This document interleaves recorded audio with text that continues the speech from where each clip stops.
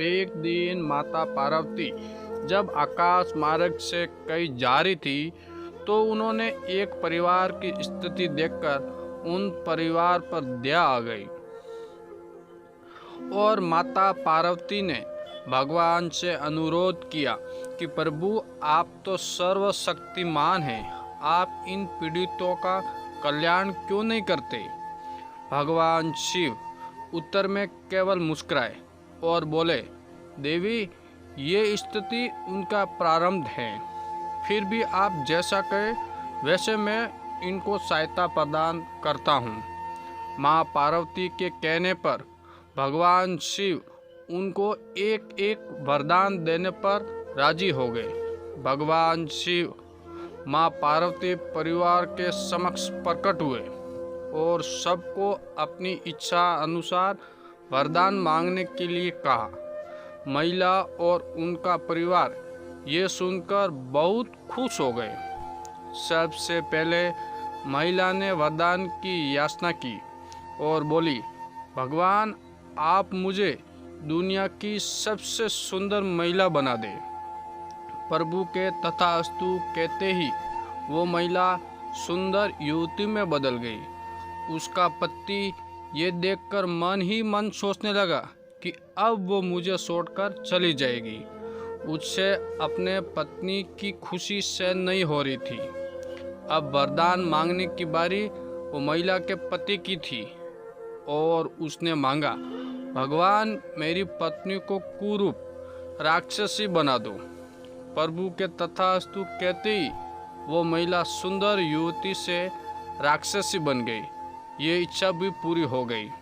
उनका बच्चा अपनी माँ का रूप देखकर रोने लगा। उससे वरदान मांगने को कहा तो वो रोते रोते बोला, भगवान मेरी माँ जैसी थी उनको वैसा ही बना दो। उसकी माँ अपने असल रूप में वापस आ गई। तीनों वरदान भी मांग लिए गए पर स्थिति वैसी की वैसी ही रही। वहाँ से लौटते हुए भगवान शिव ने माँ पार्वती से कहा, हम शायद तब भी मनुष्य के भाग्य को बदल नहीं सकते। सबको अपने अपने कर्मों का फल जरूर मिलता है, इस जन्म में नहीं तो अगले जन्म में। भगवान शिव कहते हैं कि मैं किसी के भाग्य में हस्तक्षेप नहीं करता। जैसे मनुष्य का कर्म होता है वैसे ही उनका भाग्य बनता है। दोस्तों, प्रारब्ध हमारा भूतकाल है, उन्हें बदला नहीं जा सकता, लेकिन अपने वर्तमान कर्म तो हम सुन ही सकते हैं। इसलिए वर्तमान में हम जो भी कर्म करते हैं उन्हें सोच समझकर करना चाहिए।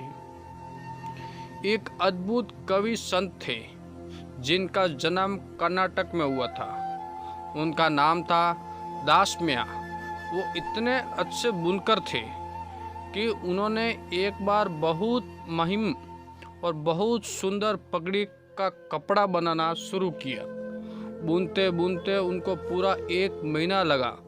आखिर उन्होंने वो कपड़ा बुन ही लिया, और क्योंकि उनकी कमाई भी इससे होती थी। फिर एक दिन वो उसे बेचने के लिए बाजार ले गया। वो कपड़ा इतना सुंदर था कि किसने भी उस कपड़े की कीमत नहीं पूछी। सभी को लगा कि ये बहुत महंगा होगा। फिर वो अपने कपड़ों के साथ वापस आ रहे थे। रास्ते में उन्हें एक बूढ़ा आदमी बैठा मिला। उसने दासमिया की तरफ देखकर कहा, मैं कापरा हूँ, क्या तुम मुझे वो कपड़ा दे सकते हो। दयालु भाव होने के कारण दासमिया ने वो कपड़ा वो बूढ़े आदमी को कपड़ा दे दिया। उस आदमी ने वो कपड़ा खोला और उस कपड़े के कई टुकड़े कर दिए। एक टुकड़ा उसने अपने सिर पर बांध लिया, दूसरा अपने साथी पर, और 2 छोटे छोटे टुकड़े अपने पैरों पर और हाथों पर बांधकर बैठ गया। दासमिया बस देखते रहे। अचानक से बूढ़ा आदमी ने पूछा, क्या कोई दिक्कत है। दासमिया बोले, नहीं, बस ये कपड़ा बस आपका ही है। आप जो चाह कर सकते हैं। फिर दास मियाँ उस बूढ़े आदमी को अपने घर खाने खिलाने के लिए ले गया, लेकिन घर पर खाने के लिए कुछ नहीं था। अतिथि को देखकर उनकी पत्नी बोली, घर में इतना खाना भी नहीं है कि आप खा सके, और आप एक मेहमान साथ ले आए।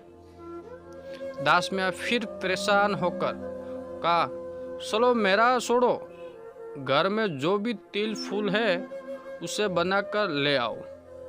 तो फिर क्या था, अपने भक्त को ज़्यादा दिए असमझ में पड़ नहीं देख पाए।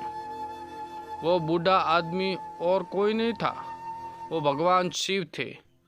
वो दास मियाँ की हालत देखकर अपने वास्तविक रूप में आ गए। फिर भगवान शिव एक मुट्ठी चावल उनके अनाज के बर्तन में डाल दिया। वो बर्तन अक्षय बन गया, भाव कि जिसका कभी अंत ना हो।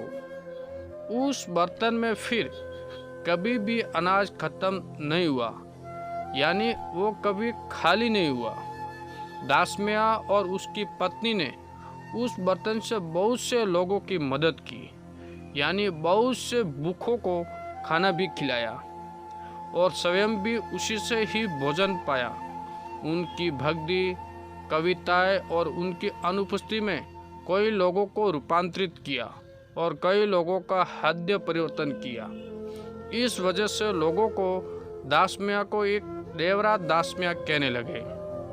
देवरा की भाव अर्थ यह कि जो ईश्वर का है। भोलेनाथ को पहनने के लिए कुछ ज़्यादा यातना करने की भी ज़रूरत नहीं पड़ती। दोस्तों, ये कहानी आपको कैसे लगी? अच्छी लगी हो तो लाइक, कमेंट और चैनल को सब्सक्राइब ज़रूर कीजिए।